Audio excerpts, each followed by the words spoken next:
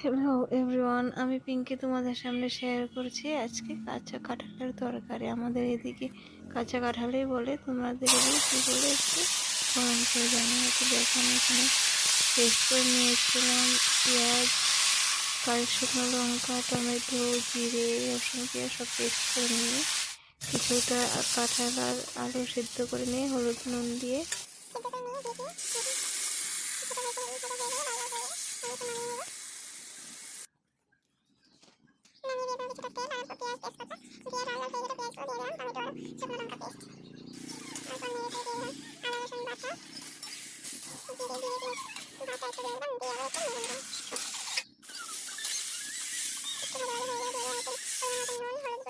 আবার একটু ভেজে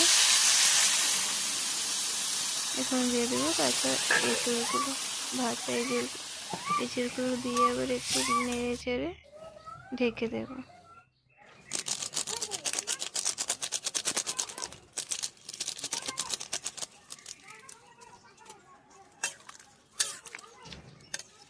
ঢাকা হয়ে গেলে একটু ভাজা ভাজা হয়ে